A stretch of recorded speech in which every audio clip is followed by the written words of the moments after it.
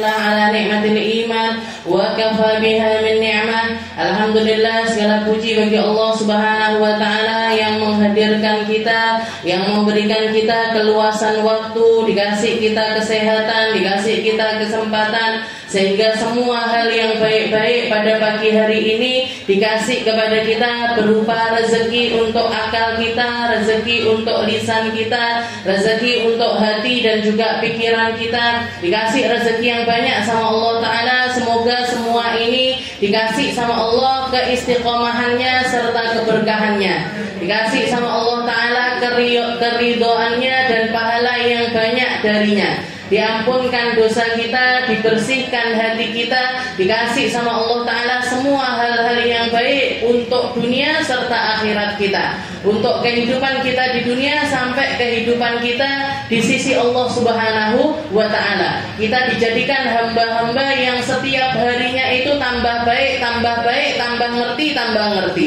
Oke, tadi jenengan belajar tentang maknanya Bismillahirrahmanirrahim yang sangat luas sekali, yang sampai dikatakan Sayyidina Ali bin Abi Thalib pernah mengatakan, kalau misalkan aku harus ngasih syarah, ngasih keterangan tentang Bismillahirrahmanirrahim untuk huruf ba-nya saja, ini bisa aku karang dengan karangan yang memenuhi 70 ekor pundaknya onta. Saking luasnya keilmuannya Sayyidina Ali, terjemahan atau tafsiran dari ba-nya. Bismillah itu kan awalnya ba. Para ulama mengatakan Al-Quran itu, keseluruhan isi Al-Quran itu sirnya atau rahasianya terletak di surat Al-Fatihah. Sirnya surat Al-Fatihah itu letaknya di lafaz Bismillahirrahmanirrahim. Lafaz Bismillahirrahmanirrahim, letak sirnya ada di huruf ba-nya. Huruf ba itu sendiri letak sirnya ada di titiknya.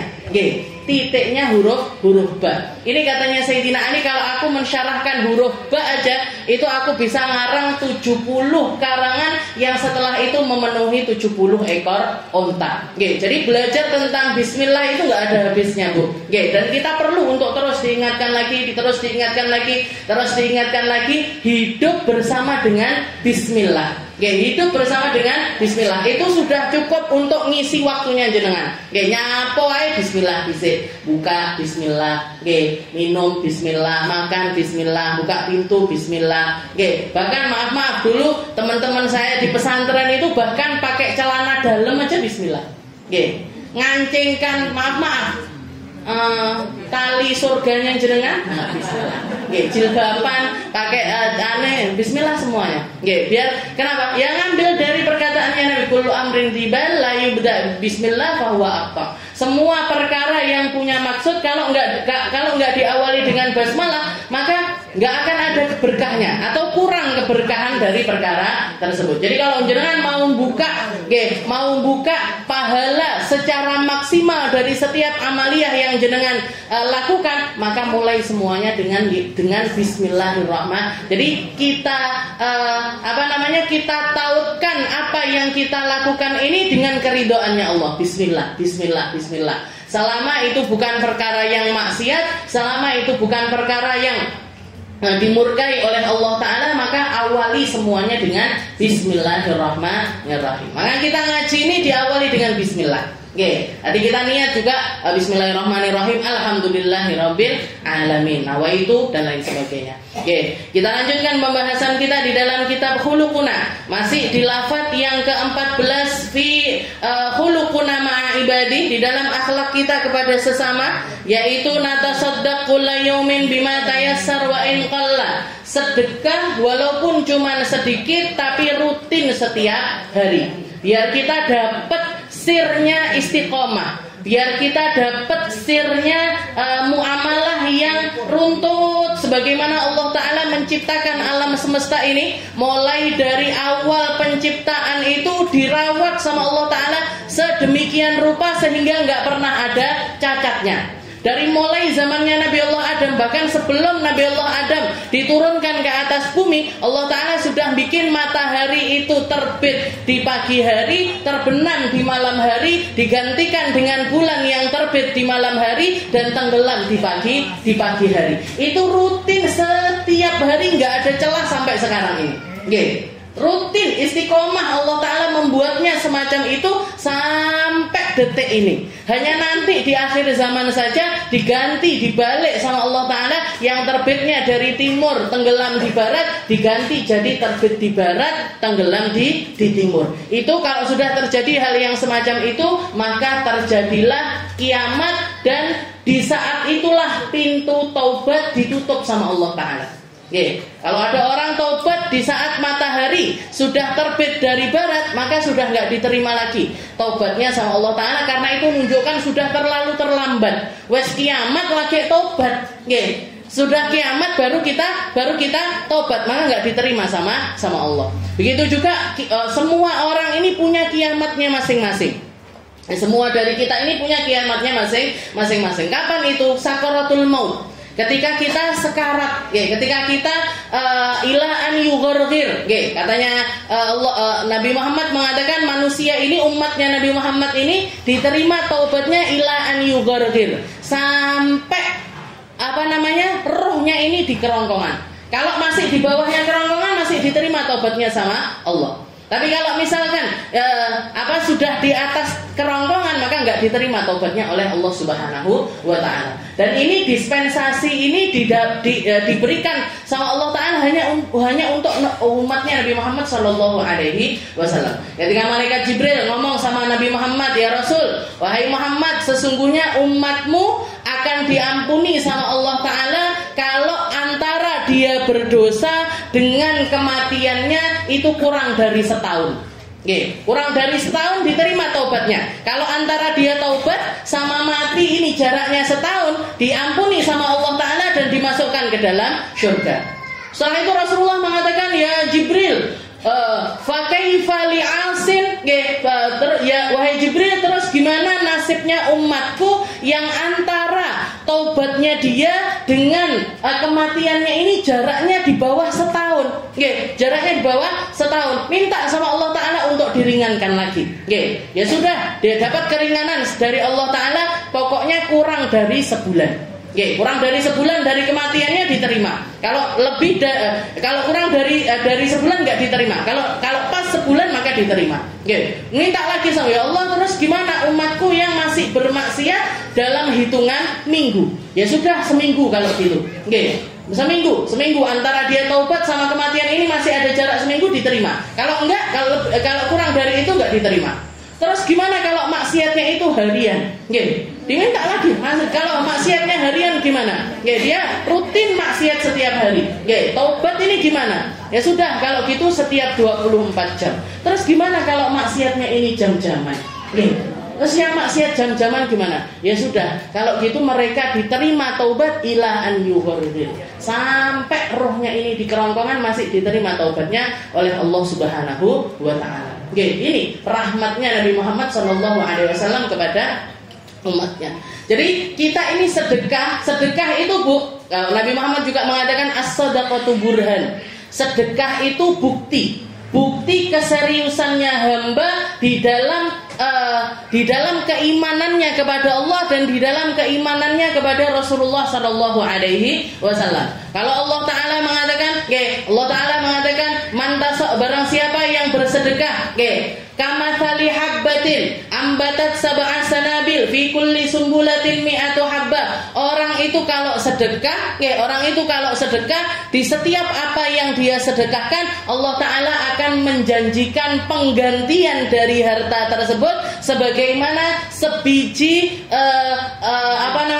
beras kalau ditanam. Jadi beras itu, bijinya beras kalau ditanam nanti dia tumbuh. Dari setiap cabangnya ini nanti bakalan keluar bakalan keluar 7 cabang. Dari setiap cabangnya bisa keluar beras 10, bisa keluar 20, bisa keluar sampai bahkan 70. Nah, orang sedekah itu semacam itu. Oke, ketika kita nanam sedekah itu nggak mungkin nggak berkembang. Oke, nggak mungkin nggak berkembang. Dan ketika kita sedekah, maka harta kita itu sedang bertambah, bukannya berkurang. Walaupun secara nyata isi dompet kita berkurang, walaupun secara nyata yang kasat mata itu berkurang. Oke, uang kalau disedekahkan ya berkurang. Dengan ngasih orang maka akan berkurang apa yang di dalam tasnya kita. Yang kelihatan tapi sama yang harus diyakini ini berbeda 180 derajat. Oke, maka di situ yang harus membuktikannya adalah keimanan kita kepada Allah. Percaya apa enggak?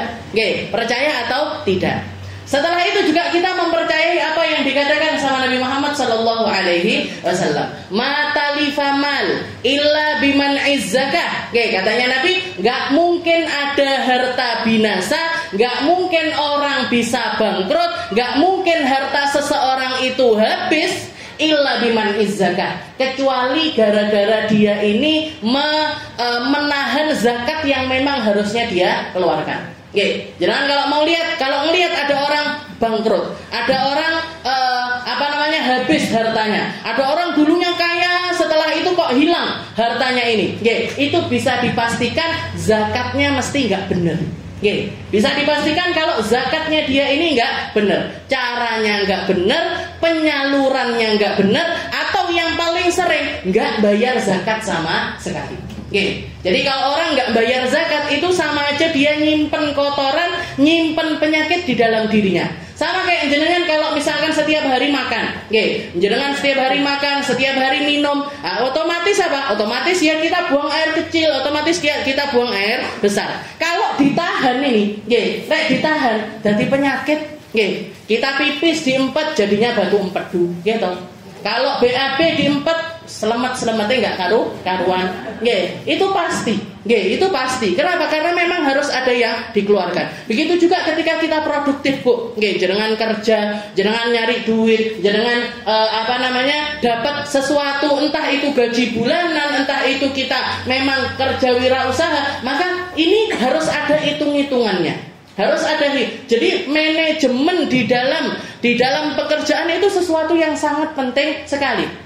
Manajemen di dalam usaha kita itu harus tahu kita. Oh, omset harian saya sekian, buat gaji karyawan sekian, oh buat sewa tempat sekian, oh ini untung saya yang bersih ini segini. Ini yang aman untuk saya pakai. Ini yang aman untuk kalau saya mau beli sesuatu yang lebih, ini yang bisa saya pakai. Kalau enggak ada istilahnya, kalau enggak ada kelebihan ini, oh berarti ada yang salah dari usaha saya. Harus ada yang dibenahi dari usaha. Jenengan kok usaha, jenengan kok kerja, jenengan kok berbisnis, tapi dari semua yang dari semua hal yang dibutuhkan di dalam pekerjaan kita ini, kok nggak ada kelebihannya, itu menunjukkan kalau bisnis kita ini bermasalah. Dan harus dikoreksi, kudu dibenak nih Bu. Kalau sudah seperti itu harus dibenahin. Ini apa ini? Kok bisa kurang? Ini apa ini? Kok nggak bener hitungannya? Harusnya segini kok jadinya segini. Mesti ada yang salah. Jadi kalaupun misalkan kalau jenengan punya manajemen di dalam usaha, ini kalaupun ada kesalahannya itu nggak numpuk-numpuk. Yang bikin usaha seseorang itu bangkrut gara-gara salah setahun, 2 tahun, 3 tahun, 10 tahun, akhirnya dia ini mengkonsumsi harta yang harusnya ini bukan untuk dikonsumsi, dia konsumsi, akhirnya rusak. Abah saya itu pernah didatangi salah satu sales. Kita kan punya usaha bu toko buku waktu itu. Ada satu orang teman. Jadi karena sudah saking dekatnya, abah saya ngambil barang banyak dari dia. Setiap bulan. Tapi setiap bulan nanti jatuh tempo. Jadi beli gitu barang ditaruh, nanti 1 bulan bayar. 1 bulan bayar. Kan seperti itu orang dagang. Nah, ini dia pernah suatu hari itu datang bawa amplop besar. Jadi bawa nota itu seamplop besar. Setelah itu dikasihkan ke abah saya, disuruh milihi mana yang sudah dibayar, mana yang belum dibayar. Jadi dia nggak tahu mana yang sudah dibayar, mana yang belum dibayar, mana itu nggak tahu. Dibuka sama abah saya, loh ini semuanya seamplop ini semuanya sudah saya bayar. Mana buktinya? Datangkan dari toko. Ini amplopnya. Nggih, setiap kali kita bayar ditulis bayar tanggal sekian. Buktinya ini. Transfer kah atau cash kah itu dikasih buktinya. Nggih, dikasih buktinya loh sudah tak bayar semuanya. Langsung nangis dia. Nggih, langsung nangis. Karena apa? Karena ini yang seperti ini bukan cuma di satu toko. Hampir semua tempat yang dia datangi dia nggak ngerti mana yang sudah bayar, mana yang belum dibayar. Akhirnya ambruk usahanya, bangkrut dan masih ninggalkan utang yang luar biasa banyak. Gara-gara apa? Sampai abang saya bilang gini, dan terus memangnya uang masuk ke rekeningnya dia itu dikira door prize apa? Nggih. Bener itu transferan door prize nek wong weh. Nggih, door prize lagi door prize. Padahal itu uang pembayaran. Nggih. Jadi makanya manajemen di dalam usaha itu penting sekali. Dan dari situ nanti setiap tahunnya jenengan punya kewajiban untuk membayarkan zakatnya. Oke, kita punya kewajiban untuk membayar zakat. Jadi zakat itu kayak pengikat Bu untuk kita. Kamu kalaupun nggak bisa bikin manajemen atau istilahnya ngerapikan manajemen bisnismu itu harian, mingguan, bulanan, maka paling tidak setahun sekali kamu itu harus tahu mana uang bersih kamu, mana aset kamu, mana harta amanmu, mana utangmu. Nggih. Karena orang kalau nggak ngerti di mana letak utangnya, nggih, dia nggak ngerti kalau uangnya ini adalah uang yang beresiko. Nggih, orang uang ini dikira punyanya dia padahal bukan punyanya dia. Nggih. Dikira uang ini punyanya dia padahal bukan punyanya dia. Ada banyak orang yang punya hak di dalam hal tersebut. Oke, minimal itu setahun sekali kita tahu, oh utang saya segini, harta saya segini. Nah, nanti dari harta bersih kita itu kalau dalam setahun usaha ini, lebih dari 84 gram emas, lebih dari 84 gram emas, maka berarti kita masuk di dalam golongan orang-orang yang wajib berzakat.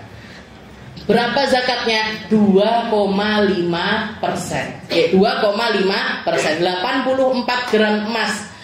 Ya kalau dinominalkan mungkin 100 juta sekian. Jadi kalau setahun jenengan usaha ini ada harta lebih dari 100 juta yang diputer, yang diputer itu di atas 100 juta, maka berarti kita wajib zakat. Tapi kalau masih kurang dari itu, jenengan misalkan gaji, gaji saya bulanan, setiap bulan itu saya nerima 2,5 juta, 2,5 juta dikalikan 12 nggak nyampe, gitu. 12 kali 12 berapa? Berapa? Jadi 144 berarti ya wajib zakat ya. Nah, tapi itu nanti dikurangi lagi, dikurangi biaya hidup, dikurangi hutang, cicilannya motor, cicilannya jilbab, cicilannya sepeda, cicilannya sembarang kalir itu. Kalau masih di atas 100 juta berarti wajib zakat, kalau di bawah itu berarti nggak wajib zakat. Mas. Mas simpenan uangnya jenengan di rekening itu semuanya masuk harta zakat. Yang nggak masuk harta zakat itu kendaraan yang dipakai. Kendaraan yang dipakai, rumah yang ditinggali, toko kalau misalkan jenengan punya toko, etalasenya yang sabit, istilahnya yang nggak untuk diperjualbelikan, maka itu nggak masuk zakat, nggak wajib untuk dihitung. Tapi yang dihitung adalah yang dipakai untuk kerja. Jangan punya mobil, misalkan punya dua mobil, satu dipakai, satu enek wong tawa tak dol, misalkan. Berarti yang satunya masuk harta yang harus dihitung, yang satunya lagi nggak wajib untuk dihitung. Dan itu dilakukan setiap tahun. Jadi haul, kewajibannya itu, qawaidnya itu dihitungnya per tahun, dan lebih dari nisab. Kalau di atas nisab maka wajib zakat, kalau di bawah nisab maka enggak wajib zakat. Tapi tetap wajib bayar namanya zakat fitrah. Jadi yang hartanya di bawah nisab tetap wajib bayar zakat, tapi namanya adalah zakat badan. Zakat fitrah, zakat untuk fitrah diri kita, untuk membersihkan diri kita. Nah, kalau uang zakat yang ini namanya zakat mal, zakat harta. Kalau zakat fitrah itu untuk bersihin badan kita, kalau zakat mal ini untuk membersihkan harta kita. Allah Ta'ala mengatakan kepada Nabi Muhammad, khudh min amwalihim shadaqatan tutahhiruhum biha wa tuzakkihim. Wahai Muhammad, ambil harta dari hartanya orang-orang kaya itu, ambil dari harta mereka, tutahhiruhum biha, untuk mereka membersihkan hartanya. Wa tuzakkihim biha, dan biar hartanya ini, harta itu kalau sudah dikeluarkan kotorannya, maka baru dia bisa berkembang. Kalau nggak dibersihkan kotorannya, maka dia akan stuck di situ saja. Bahkan kotorannya ini akan ngotori harta yang lainnya. Kotoran ini bakalan ngotorin harta yang lainnya. Jadi harus dibersihkan biar bisa berkembang secara benar. Dan sesungguhnya Bu, kalau dilihat, kalau sesuai dengan janjinya Allah Ta'ala, sesuai dengan janjinya Rasulullah SAW, harta itu jenengan mau menahannya seperti apapun, dia akan tetap keluar. Dan kalau nggak dikeluarkan secara halal, dia akan keluar secara haram. Kalau tidak dikeluarkan secara halal, maka dia akan keluar secara haram. Kalau sudah keluarnya itu ke haram, itu istilahnya bakalan jerumuskan dia ke neraka. Kalau dikeluarkan secara halal, maka ini yang bakalan bawa dia menuju surga. Makanya kudu diresiki. Zakat namanya zakat harta. Dan ini masuknya al-ma'un. Wa yamna'un al-ma'un. Salah satu tafsirannya katanya orang-orang yang mendustai agama adalah orang-orang yang menahan harta yang kecil. Al-ma'un, harta yang sedikit. Kenapa? Para ulama menafsirkannya sebagai zakat, karena zakat itu yang disisakan sama Allah Ta'ala masih sangat banyak sekali dibandingkan yang dia keluarkan. 2,5%. Berarti yang disisakan sama jenengan 97,5%-nya. Jadi kudu dikeluarkan. Biar apa? Biar bersih, harta kita bersih, dan nanti bakalan bersihkan yang lainnya. Karena kalau sudah tidak dikeluarkan itu nanti penyakit Bu, penyakit di usahanya, penyakit di dirinya, penyakit di dalam muamalahnya, penyakit di dalam yang keluar semuanya jadi sesuatu yang nggak benar. Nggak benar. Nanti kalau nggak gitu pun hilang, dicolong uang, kebakaran, habis itu, pokoknya larinya ke sesuatu yang nggak benar. Kalau itu tidak dikeluarkan secara benar. Jadi sedekah itu dua macam. Kalau kita lihat sedekah itu dua macam. Ada yang wajib, ada yang sunnah. Ada yang wajib, ada yang sunnah. Kalau yang wajib ini sudah benar, maka silahkan nambahi yang sunnah. Tapi kalau yang wajib ini belum benar, benerin dulu sampai benar, baru silahkan nambahi sedekah sunnah. Baru tambah sedekah sunnahnya. Tapi zakat ini harus benar dulu. Harus benar dulu. Kalau karena sama aja kayak kita sholat, sing wajib dhisik, baru yang sunnah. Kalau wajibnya sudah benar, silahkan tambahi sunnah. Tapi kalau kita ngambil sunnah tok tapi nggak mau yang wajib, berantakan akhirnya. Jangan qobliyah subuh, berqobliyah subuh turu, nggak subuhan, kan lucu. Qobliyah duhur tapi nggak sholat duhur, aku sok qobliyah, terus duhur nggak usah res. Ini kan aneh. Sama aja kayak orang istinja pakai kencing, bersihkan najis pakai kencing, bisa bersih? Nggak bisa. Jadi yang wajib dulu jenengan lihat, nanti biasanya orang kerja itu hitungannya setahun Bu. Jadi dari kapan kita mulai kerja, itu setiap tahun kita harus lihat, setiap tahun harus lihat. Jadi misalkan jenengan buka usaha bulan Januari, gitu bulan Januari jenengan buka usaha. Januari tahun berikutnya kita harus lihat. Oh, saya jualan pecel, misalkan saya jualan pecel. Hari ini sebulan omset saya sekian, untungnya sekian, buat modalnya sekian. Nah, nanti dilihat sampai setahun nambah berapa ini? Nambah berapa dari hartanya kita? Ngumpul berapa? Nah, kalau setahun di atas nisab maka wajib zakat. Kalau masih di bawah nisab maka nggak perlu bayar zakat. Dan pekerjaan yang semacam ini dijanjikan sama Allah Ta'ala, wa tuzakkihim biha, bakalan berkembang. Nggak mungkin nggak berkembang. Oke, orang kalau punya cara hidup di dalam pekerjaannya ini dengan cara semacam ini, nggak mungkin nggak berkembang, pasti berkembang. Mau itu usaha semacam ini ataupun jenengan dibayar misalkan, oke, dibayar jenengan kerja di satu perusahaan atau kerja sama orang, oke, kerja sama orang. Bulan pertama gajinya sekian, bonusnya sekian. Bulan kedua gajinya sekian, bonusnya sekian. Sampai setahun, oke, sampai setahun. Nah, dilihat setahun ini loh, kok gaji saya nggak nambah sama sekali, bonusnya yo nggak nambah, ininya nggak nambah. Oh, mesti kerjaan saya ini ada yang salah. Oke, mungkin kurang kinerjanya, mungkin kurang skillnya, mungkin kurang di dalam ininya. Akhirnya dia introspeksi diri. Oh, koncoku sing luweh yang lebih besar gajinya dari saya, kerjanya gini, ditirukan. Tahun berikutnya mesti nambah gajinya, mesti naik gajinya. Oke, itu yang dinamakan tutahhiruhum biha wa tuzakkihim. Oke, ambil. Nabi Muhammad itu diperintahkan sama Allah Ta'ala untuk ngambili hartanya orang kaya. Berapa? 2,5% dari harta mereka. Oke. Dan Nabi Muhammad ketika ngambil ini bukan dalam keadaan tertunduk, tapi dalam keadaan istilahnya dalam keadaan yang tinggi, dalam keadaan yang mulia. Ketika ada orang-orang yang memilih untuk nggak mau membayar zakat, Rasulullah nggak mau ngambil dari zakatnya mereka. Oke, seperti yang terkenal, ada salah satu sahabat yang bahkan sampai julukannya itu Hamamatul Masjid. Oke, sahabat siapa saya lupa namanya, tapi beliau ini orang yang dapat julukan Hamamatul Masjid. Hamamatul Masjid itu kayak burung merpatinya masjid. Saking setiap kali Nabi Muhammad masuk, mesti sahabat itu sudah ada. Oke, neng soft pertama mesti ada di masjid. Nah, satu hari sahabat ini bilang sama Rasul, ya Rasul, ud'uli, wahai Rasul, doakan saya. Kamu pengen doa apa? Doakan saya biar jadi orang kaya ya Rasul. Katanya Nabi Muhammad, kamu seperti ini lebih baik daripada kamu berharta.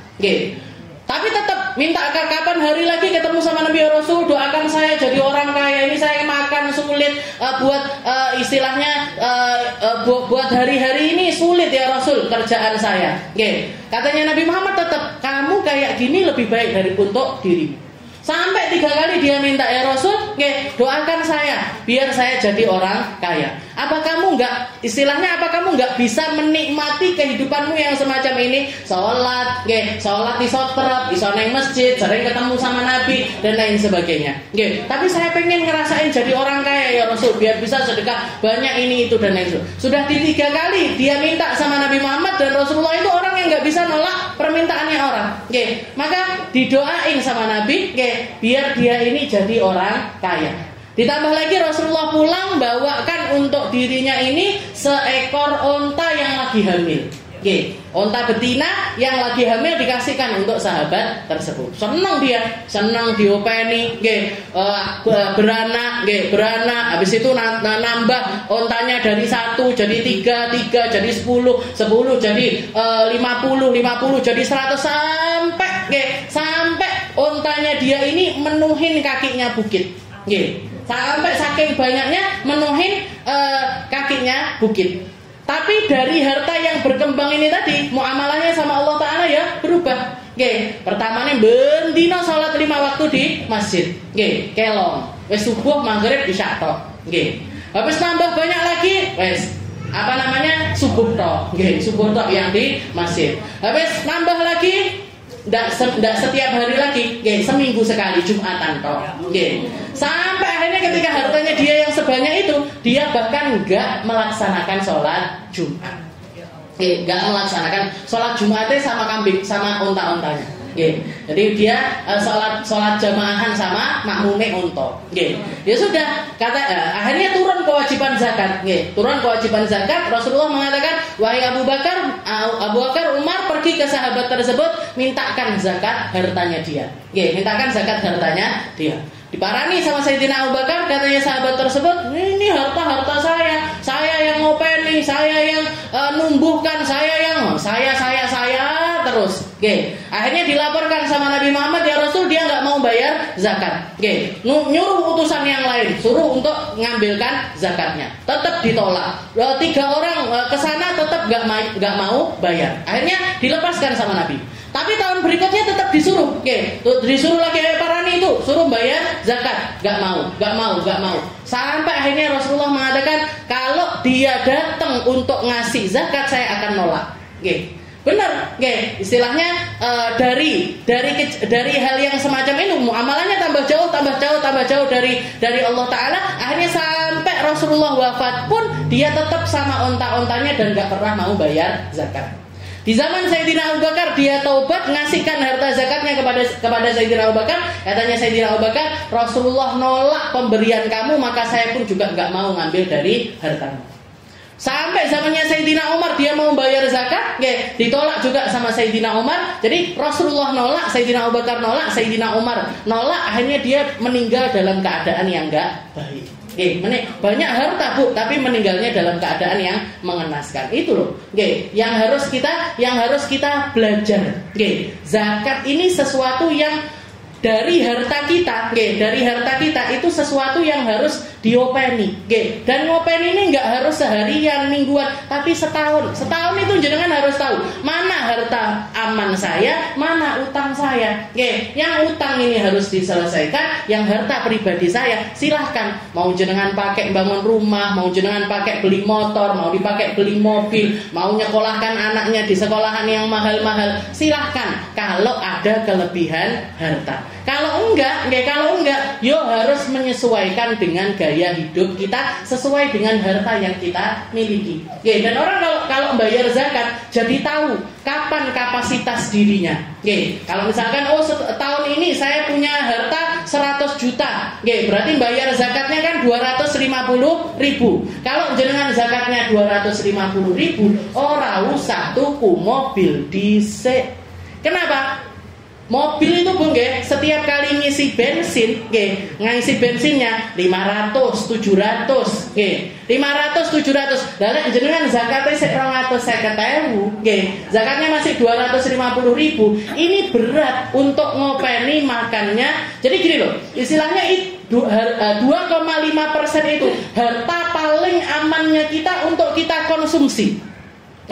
Kalau jenengan zakatnya itu 250.000, uang 250.000 itu berarti bukan sesuatu yang besar untuk jenengan. 250.000 itu berarti bukan uang yang besar untuk kita. Nah, kalau dikonsumsi untuk harian itu masih terlalu berat.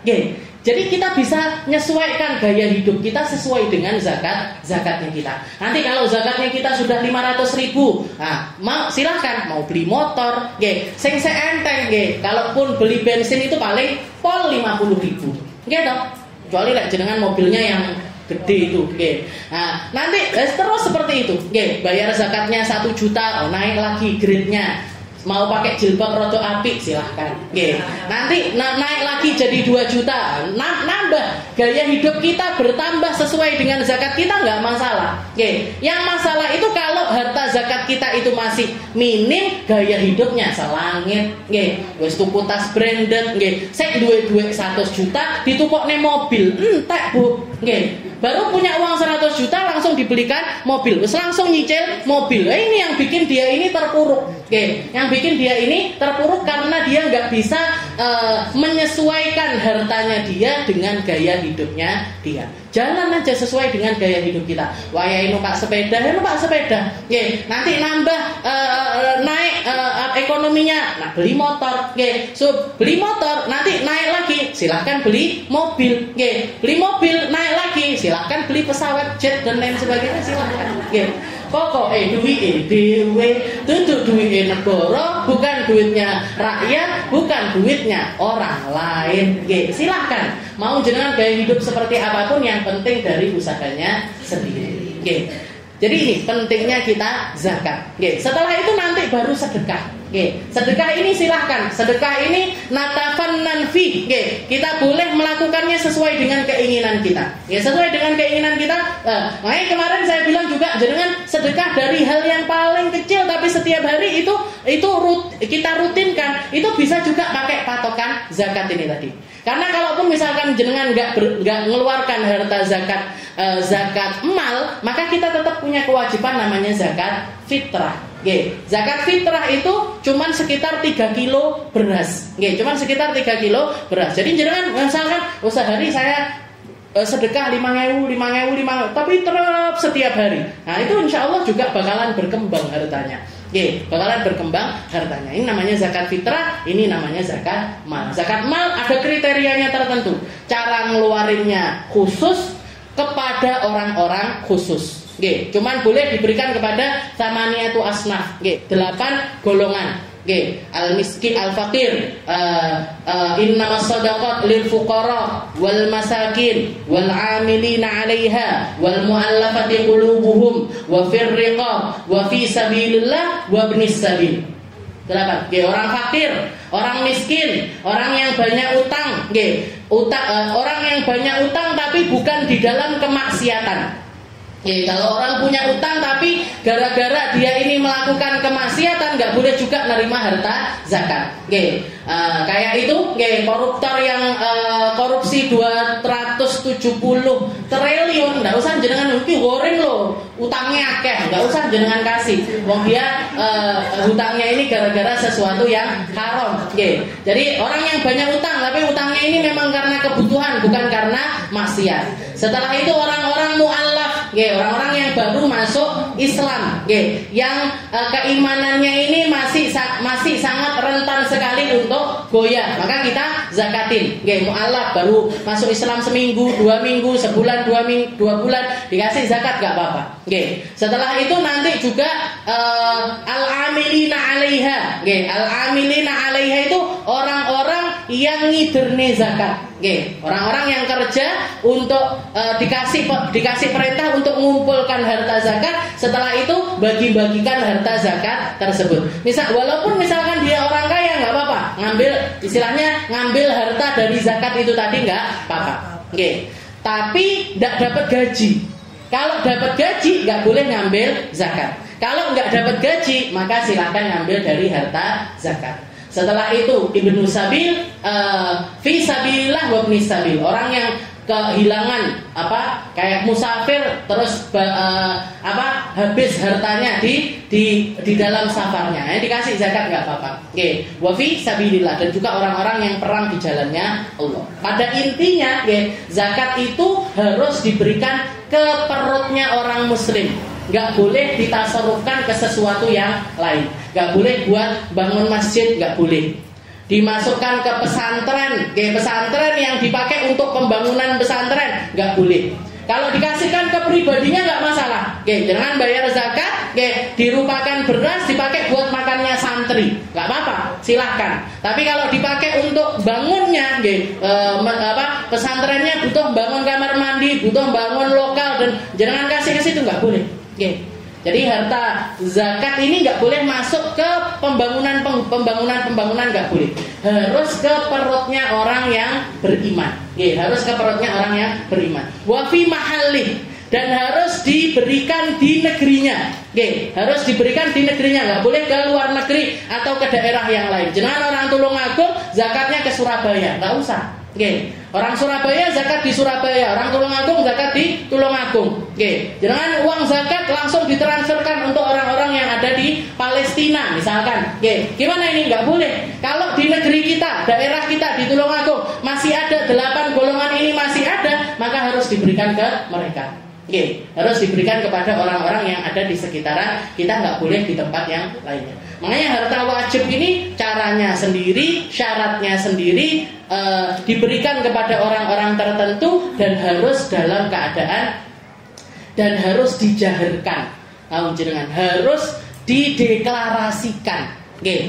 Maksudnya, ya enggak harus nominalnya dikasih tahu kan, enggak kilo zakatku 1 juta misalkan.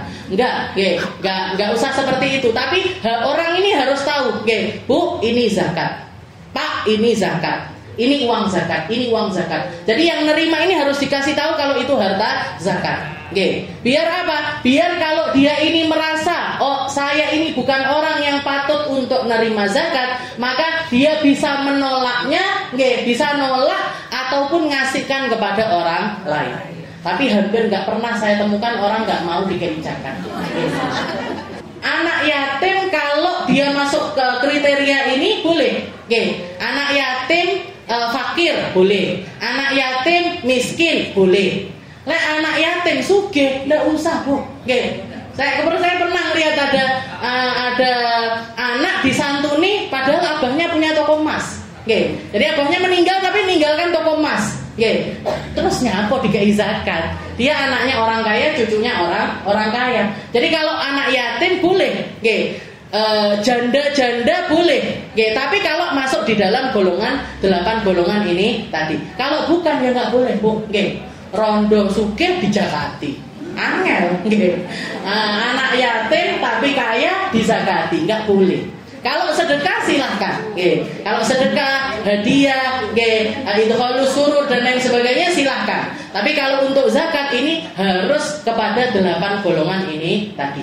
Dan caranya ngeten, Bu, jangan kalau bayar zakat, misalkan, sudah ketahuan, saya bayar zakatnya tahun ini 1 juta misalkan, saya bayar zakat 1 juta. Setelah itu dari 8 golongan ini di area Tulungagung, yang saya temukan atau yang saya tahu bisa ngasih ke mereka, misalkan 3 golongan. Orang fakir ada, orang miskin ada, sama orang yang banyak utang ada, misalkan gitu.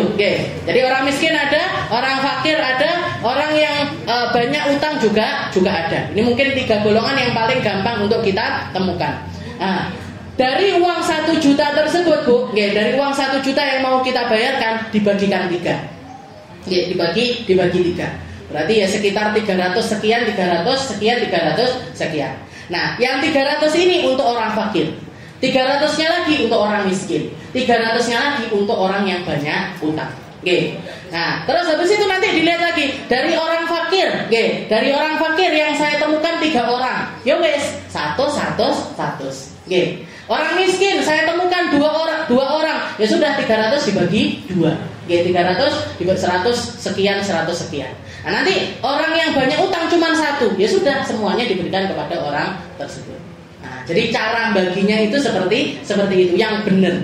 Yang benar cara baginya dari 8 golongan ini kita bagi. Kita bagi. Orang fakir ada. Fakir itu apa sih? Fakir itu orang yang antara pendapatannya